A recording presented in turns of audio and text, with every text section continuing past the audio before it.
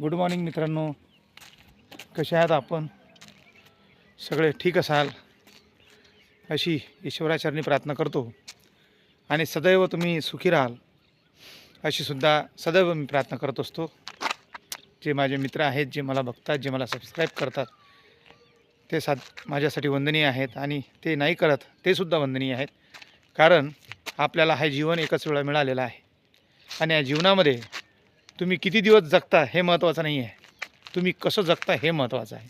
लोकांना वाटते आम्ही भरपूर दिवस जगलं पाहिजेत, त्याच्यासाठी भरपूर काही गोष्टी करतात, सुखसुविधा करतात, त्याच्यासाठी सगळंच काय करतात.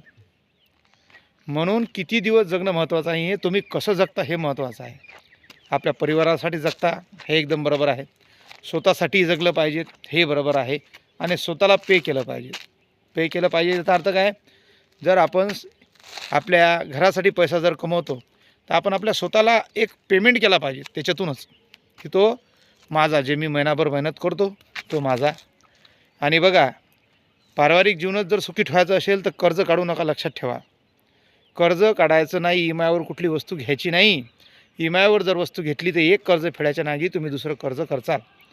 हे तुम्ही माझ्या जवळचे लोक आहात, तुम्हाला सांगत आहे.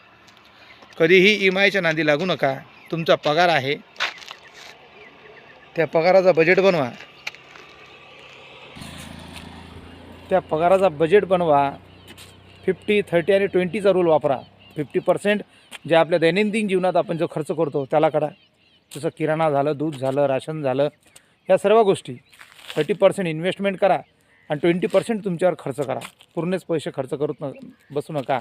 असं जर केलं तर तुम्हाला कर्जाआड खूप दबून राहावं लागेल आणि सामाजिक स्वातंत्र्य मिळणार नाही. पगार नाही आला तर आपल्याकडे पैसे राहतात, ही सगळ्यांचीच परिस्थिती आहे. म्हणून त्या परिस्थितीतून निघण्यासाठी मी हा व्हिडिओ बनवलेला आहे. म्हणून स्वतःकडे लक्ष द्या, स्वतःचं बजेटिंग बनवा.